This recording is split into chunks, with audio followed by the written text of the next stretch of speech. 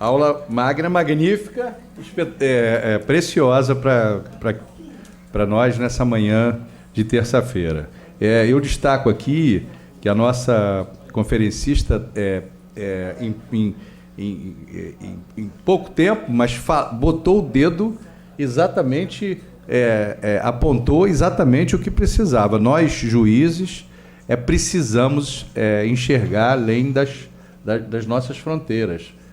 O nosso direito é um direito globalizado, é um direito que precisa ser enxergado dentro, claro, principalmente na temática de direitos fundamentais. E eu acho até, eu outro dia conversei com a Adriana, nós estamos vivendo aqui, professora, um momento de um Código de Processo Civil novo no Brasil, quer dizer, novo, de 4 anos, 3, 4 anos.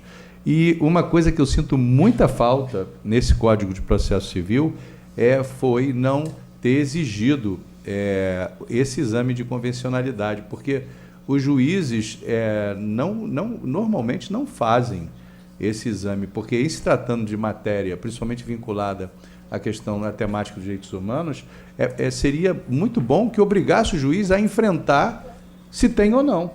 E se tem, por que ele não está aplicando, eventualmente, uma normativa internacional, do qual, oficialmente, o Brasil se tornou signatário. Então, isso é importantíssimo aqui para a temática e cai muito bem. Eu acho que essa autocrítica precisamos, nós, juízes, precisamos fazer. A questão também muito interessante da aplicação da chamada reserva do possível, né? Foi muito bem dito, né? Você não pode conciliar a questão orçamentária com a questão da sobrevivência, da alimentação, da saúde, enfim. Então, eu gostaria de agradecer muito. Eu vou dar a palavra aqui aos outros membros da mesa para um comentário rápido.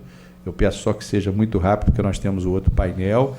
Mas gostaria aqui de dizer que estamos muito honrados também com a presença da doutora Débora Prates, aqui da OAB do Rio de Janeiro, né?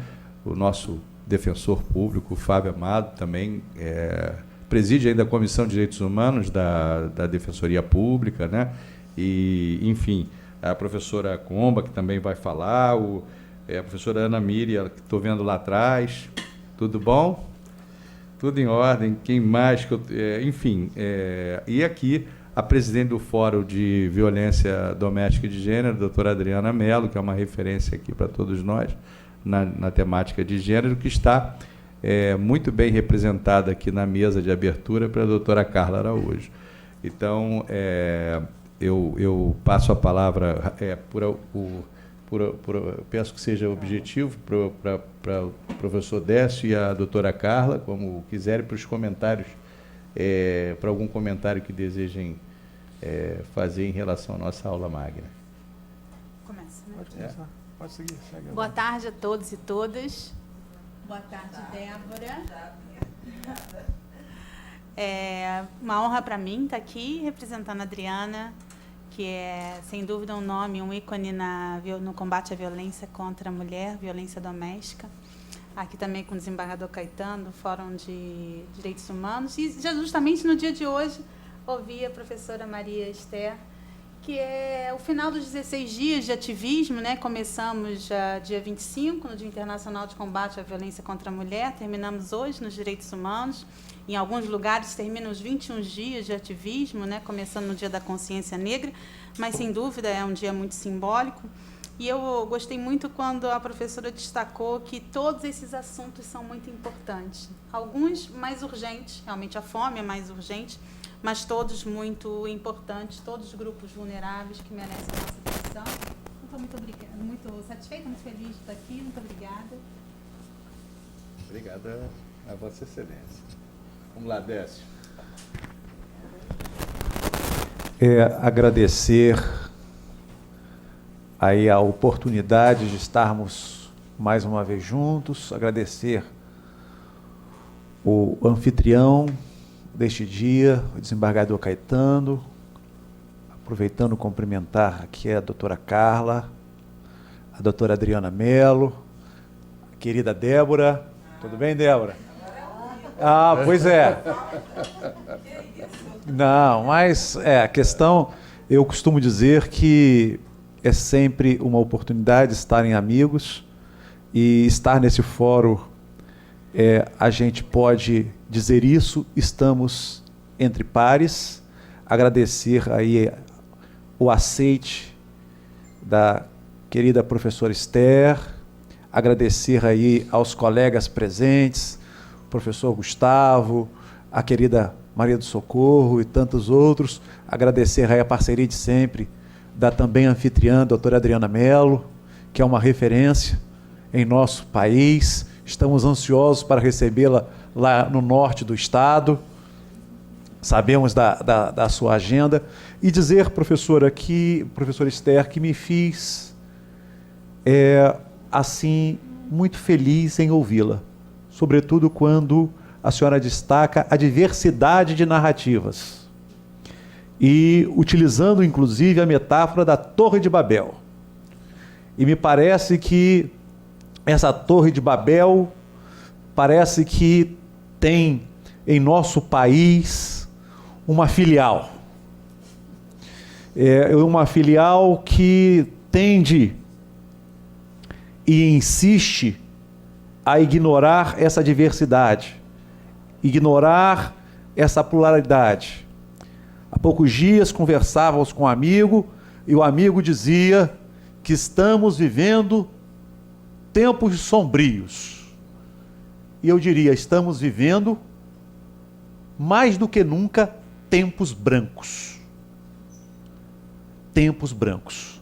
Precisamos mais do que nunca nos encorajar e partir para um dos direitos que eu penso ser o mais importante, que é o direito à luta. Direito à luta por dignidade, por ser. E penso que essa diversidade que a senhora traz de narrativas nos revela também uma diversidade que infelizmente existe, que é uma diversidade de dizer que quem somos, para cada cultura, para cada grupo aqui trazido por Vossa Excelência, a gente percebe que o nosso próximo é cada vez mais limitado. Ser cidadão é sempre a ótica de olhar para o nosso pequeno quadrado.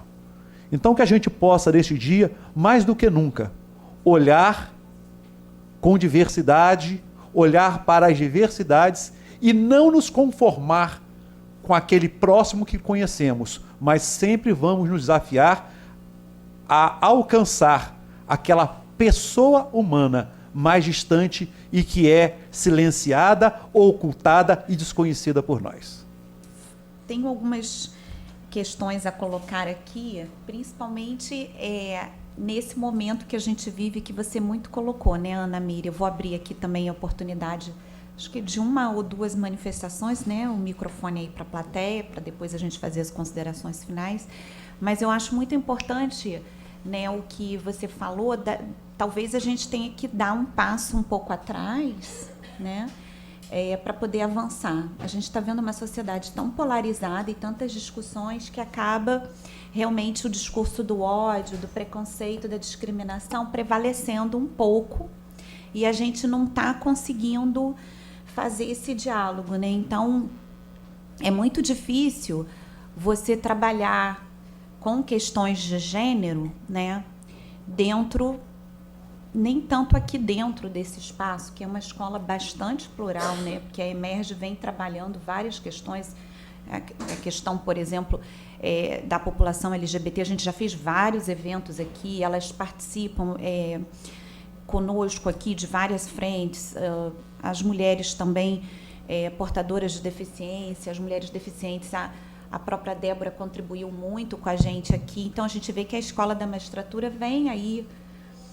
fazendo né, uns avanços. A gente tem visto um avanço, né?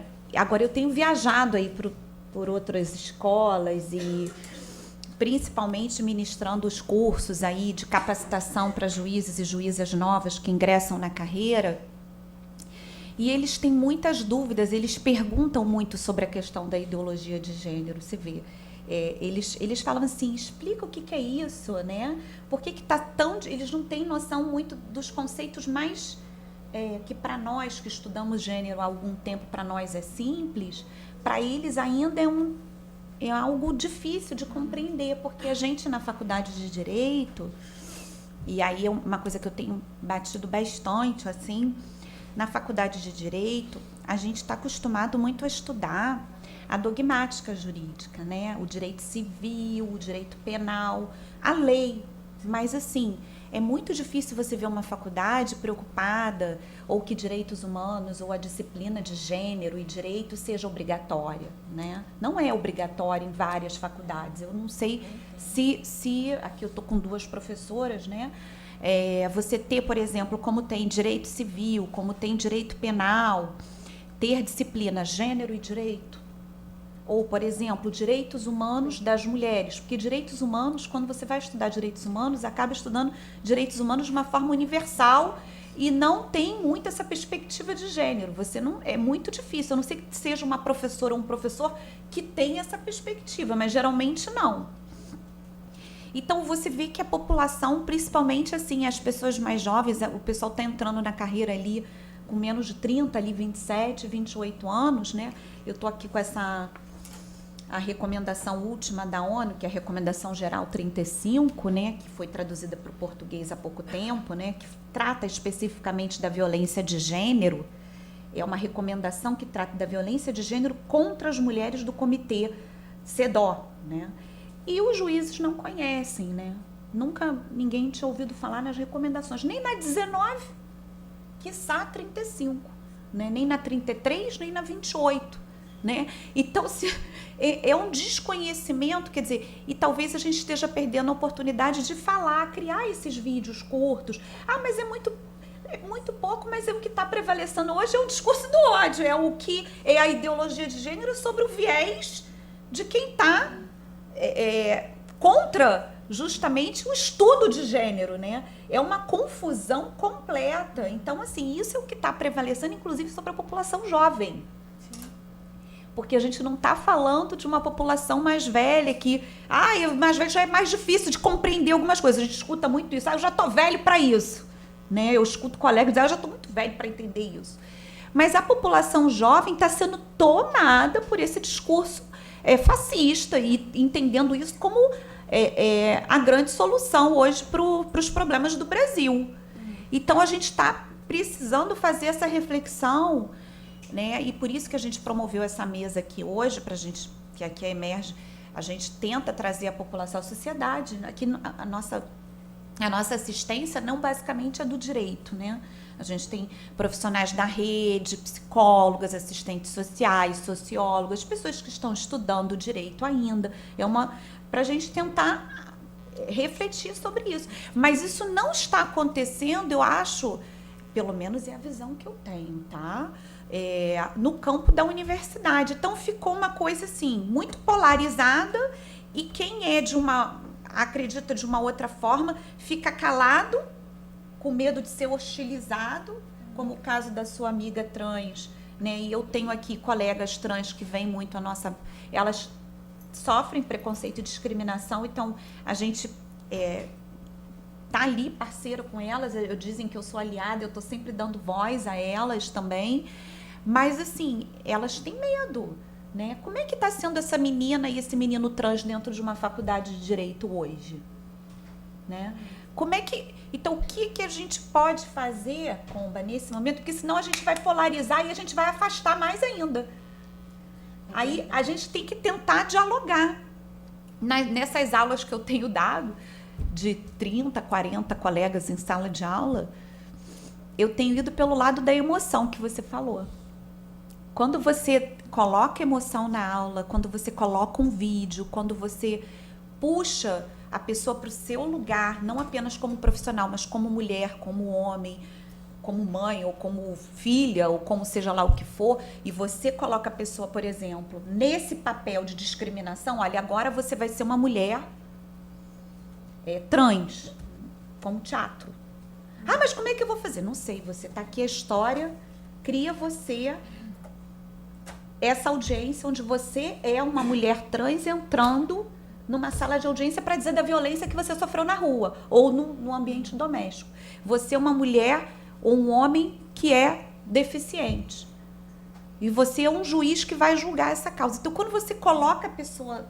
Porque eu quero que eles aprendam a questão da empatia, entendeu? Isso é, inclusive, uma metodologia do Teatro do Oprimido, Augusto Boal. Assim, tem algumas metodologias, né? Eu uso muito a metodologia ativa e Paulo... Assim, do Paulo Freire, né? Então, quando você faz isso, a pessoa, ela meio que incorpora aquilo e ela começa. Então, eu tenho visto alguns avanços. Claro que de uma sala de 30, 40, vou ter sempre a resistência, porque a gente está acostumado. Mas mesmo na resistência, eu acolho o resistente. Mesmo ele, num primeiro momento, sendo hostil a mim, porque a gente que é professor, a gente conhece a hostilidade em sala de aula. No final, ele já está... Porque, assim, quanto mais hostil, mais próximo eu fico dele, porque é nesse que eu tenho que investir. Então, eu acho que, por isso que tenho falado muito com a Márcia e tal, eu acredito muito na transformação através da educação, no meu caso, a judicial, né? Que é onde eu tenho me dedicado. Então, eu acho que a gente tem que fazer essa transformação nas faculdades também, em todos os campos. Não é do direito só, não. Da psicologia, do médico, da medicina, que é o tratamento de acolhimento. Colocar o médico para atender é como se ele falasse assim, você agora vai representar um paciente. Ah, mas como? Vai ser o paciente. E o outro vai ser o médico. E você vai ser discriminatório para ele entender aquela narrativa e falar, bom, isso eu não posso fazer, porque eu não gostaria de ser mal atendido no hospital público, eu gostaria de ser bem atendida. Então, assim, eu não sei se eu divaguei também, porque a essa hora você vai falando assim, mas eu acho assim que a gente precisa pensar e refletir aonde a gente quer chegar. Porque se a gente for com um discurso muito pesado, a gente vai afastar as pessoas da onde a gente quer. A gente vai afastar as pessoas. A gente tem que tentar dialogar, se é que é possível, né? Para poder ter mais pessoas entendendo, porque os jovens estão sofrendo muito com isso. Eu estou muito preocupada com essa população jovem que está chegando aí e o fenômeno da juvenização da violência. Sabe por quê? Na minha vara, e o meu conhecimento é empírico, na minha vara está chegando jovem de 20, 22 anos, que bateu na namorada, que agrediu a namorada, com esse sentimento patriarcal. Um jovem. Cada vez mais eu tenho jovens na minha vara. Então, esse discurso da violência e do ódio está indo para a população cada vez mais jovem. A gente está perdendo esses jovens. Então, a gente tem que tentar fazer esse momento de resgate. Bom, era isso que eu queria falar. Acho que alguém quer... Tem alguém que quer fazer uma manifestação? Eu queria falar só rapidinho, porque eu vou precisar sair. Débora, fala. Hoje não, Ana. Eu vou tocar na Feira da Reforma Agrária agora, 1h, então eu tenho que correr. Então vai lá para tocar. Mas eu só queria dizer que a minha fala não é no sentido de negociar direitos, tá? Não. Os direitos são inegociáveis e tem situações realmente que não dá para fazer acordo, assim, só para não ser mal interpretada. Mas eu peço desculpas que eu não vou conseguir ficar até o final, mas como eu já tinha esse compromisso lá 1h, eu vou precisar sair. Agradeço muito a presença de cada um de vocês, de poder estar aqui com vocês e também de vocês terem me escutado com tanto carinho e paciência. Obrigada. Vou te entregar aqui o certificado, Ana, para você levar. Obrigada, Ana.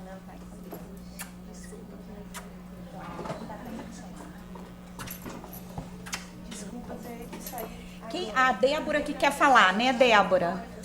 Por favor. Eu quero parabenizar a mesa e eu faço na pessoa da minha queridíssima e eterna professora Adriana, com quem eu tive a oportunidade de fazer o curso de Gênero e Direito aqui na Emerge. E, como disse a Ana Miriam, realmente isso aqui é uma fissura onde a gente pode externar as nossas manifestações, isso é bastante relevante dentro da magistratura. E quero dizer, enquanto pessoa, mulher com deficiência, o quão importante foi essa mesa. Eu, assim, levo... Você, Adriana, falou no Paulo Freire, e eu, assim, quero só reproduzir, que ele diz assim, que eu acho bem bacana, que não é no silêncio que os homens se fazem, mas na palavra, no trabalho e na ação-reflexão. E este curso que nós fizemos, quando você disse na nossa aula inaugural, que nós iríamos sair desse curso lendo as coisas, livros, jornais e a mídia de forma diferente, hoje eu posso te dizer que nessa mesa, nesse espaço onde a gente discute gênero, o próprio Paulo Freire, que eu tanto gosto, eu decodificaria esse pensamento dele, dizendo, não é no silêncio que as pessoas se fazem, mas na palavra, no trabalho e na ação-reflexão. Então, hoje eu tenho esse olhar, eu cega, eu posso ver o mundo de uma outra forma por conta dos estudos de gênero, das desigualdades. E eu achei bem bacana que na mesa anterior, quando a nossa professora Maria Esther falou dos direitos humanos, que os tratados internacionais que têm status de Constituição, eles não são vistos pela magistratura, e eu, enquanto pessoa, mulher com deficiência, eu vejo que nem o acesso, hoje no dia dos direitos humanos, eu não tenho acesso à educação com acessibilidade. Então, assim, eu parabenizo a todo mundo, deixo essas reflexões para que a gente fure as bolhas, como disse aí nossa Ana Miriam, e que a gente passe a ter a empatia e estar no lugar do outro, e no meu caso, o outro seria a pessoa com deficiência. Obrigada.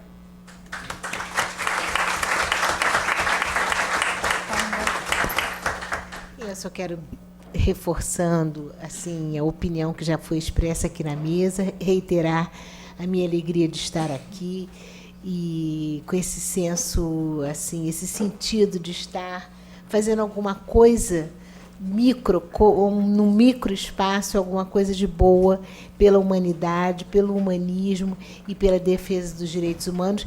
Lembrando que eu ia dizer aqui, esqueci de dizer, que, já que a Adriana, inclusive, colocou a questão da violência que chega lá nos meninos agressores, que a Lei Maria da Penha consagra no seu artigo 6º um princípio muito importante que a gente deve lembrar todo dia, não é?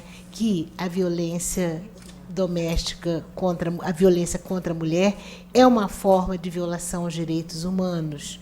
Então, a cada dia, ao tomarmos notícia, porque é todo dia, né, de mais um feminicídio, de mais uma agressão, de mais uma violação, nós temos que nos lembrar do artigo 6º da Lei Maria da Penha, botar aquele emblema assim no carro, talvez fosse, porque é disso que nós estamos tratando, é de direitos humanos, e de direitos humanos não mais como um bloco homogêneo, mas como um bloco, como um conjunto de digamos assim, de diversidades que tem que ser contemplado nas suas nuances, e assim a gente estará chegando perto do exercício do Estado Democrático de Direito. Muito obrigada por vocês estarem aqui e por estarmos juntos, como disse a Miriam.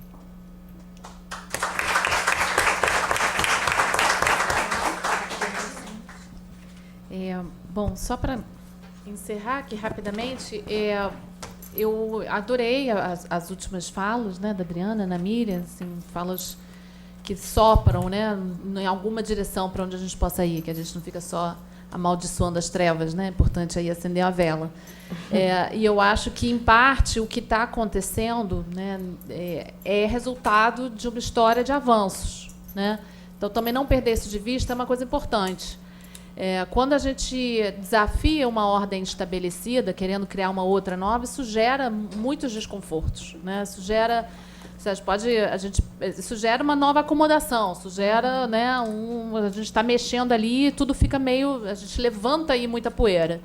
Então, em parte, a gente está enfrentando os resultados de uma história de luta, né, longa, árdua, com muitos heroísmos envolvidos de muita gente, e que resultou em algumas fissuras importantes e que permitiram que a gente tenha muito mais diversidade, corpos que não estariam em lugares de poder mais presentes hoje do que estavam antes, né? Ainda com todas as deficiências e muitas aspas e muitos obstáculos ainda a superar. Mas, então, se a gente olha para isso, a gente percebe que tem certas coisas que a gente já ganhou, né? Tem lugares onde... Aí eu já estou de novo usando a linguagem nós, a gente, eles, né? Mas, enfim... Existem espaços em que uma lógica democrática e atores, né, que fazem funcionar essa lógica democrática já conquistaram, né? Não é tão fácil desmontar isso tudo. Então, a gente tem uma plataforma de onde estabelecer as nossas estratégias. Acho que a gente tem que ter muita criatividade para pensar sobre essas estratégias, porque o desafio também é maior, que também é atualizado, né? Assim, quando a gente está enfrentando o patriarcado, a gente está enfrentando o autoritarismo, a gente está enfrentando o racismo, a gente está enfrentando, né, o heterossexismo, todas essas estruturas sociais, elas são também plásticas no sentido delas conseguirem se reinventar. Então, a gente muda daqui, eles mudam de lá, a gente tem que aprender a lidar com isso. Então, uma grande dose de criatividade é importante. E eu acho também importante dizer que, por um lado, também o que a gente está vivendo é a reação justamente dessas estruturas sociais antigas, mas tem também um componente novo, isso que a gente está chamando de uma ascensão aí do fascismo, que a gente também precisa entender, né? Eu acho que gostei da fala da Ana Miriam, porque não é todo mundo que concorda com um político A, B ou C que votou num político fascista que é fascista, né? Então, tem uma série de autores que também estão discutindo isso. Como é que o fascismo vai se instalando, né? Não é necessariamente... Isso é um processo que é resultado de uma série de emoções misturadas na população. A maior delas é medo. Então, o medo é a grande emoção que faz com que pessoas que não são estruturalmente... Não sei se alguém é estruturalmente fascista, mas, enfim, as pessoas vão se transformando e vão começando a aderir a certas bandeiras a partir da emoção do medo.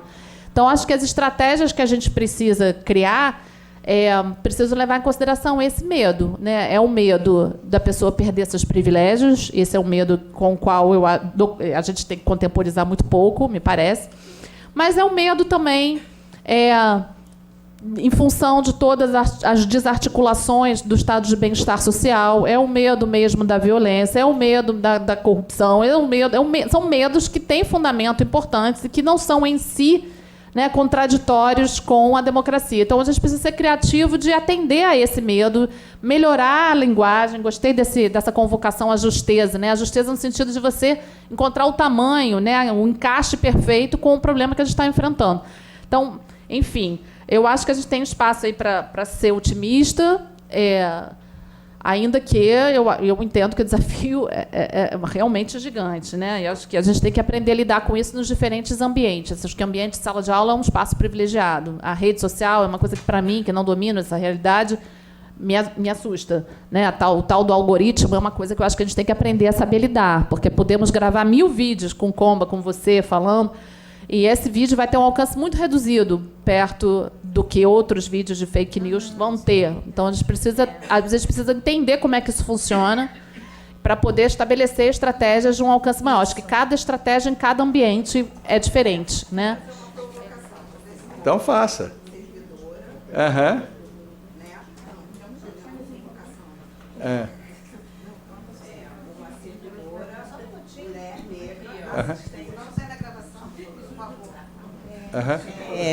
Primeiro, parabenizar, né, ao senhor, porque eu também tive a oportunidade de ver eventos com a população indígena, né, com o indígena Araçari na mesa. Foi muito interessante. Né, o saudoso Joel também, né, fez eventos ligados à questão indígena e negra. Como servidora, eu gostaria, né, olha a minha ousadia, mas eu acho que a oportunidade é essa. Fui provocada por meus representantes no coletivo, né, porque a gente tem uma cumplicidade que imediata. A Soiana eu já conheço há algum tempo, o professor, eu tive a oportunidade, o professor Gustavo, de conhecê-lo agora, né, e de botar, né, nos temas da ESAGE que aí não é uma questão só do serviço social ou da Roberta, servidora negra, temas ligados à diversidade, se não der para botar de logo a questão do negro, que eu entendo que a nossa instituição ela é hierarquizada, elitizada, branca, né, e masculina. E é isso, eu tenho que falar, né, que eu estou muito feliz, sabe que quando eu posso eu venho, porque na nossa instituição, o serviço social também, para, né, os psicólogos já galgaram uma outra trajetória, e aí ter uma mulher negra assistente social na mesa é uma representatividade importante e necessária. E aí eu reflito o seguinte, né, como que eu passei aqui em várias matérias, família, infância e juventude lá em Caxias, né, que eu trabalhava com as companheiras aqui, que não também não é por acaso que elas vieram, porque elas né, trabalharam na VIG, na infância de Caxias, onde tem um IDH baixíssimo. E aí até me perdi na fala, porque em todos os locais que eu trabalhei, né, é notório o quanto a nossa população é vulnerável. Você vai para a vara de família, as situações mais vulneráveis da população negra. Vai para a infância e juventude, violência doméstica, e agora eu estou na tutoria judicial, na ETIC, que atende aos processos das pessoas curateladas pelo tutor judicial. E não vou me alongar, e aí a gente também vê, e como profissional, né, do judiciário, que faz os pareceres, né, como que é essa divisão, né, a gente não é imparcial, né, e é isso, né, eu não vou falar mais, mas eu tinha que falar. Hoje eu estou muito feliz, me proporcionou um momento muito feliz aqui nessa casa, muito obrigada. Nada, só um esclarecimento, a ESAGE tem administração própria, ela não se vincula à Emerge, se vinculasse, já estaria aceita a sua mas sugestão. será que não se provoca, né, um pouco, assim, pô, já Emerge, já faz, né, vamos lá.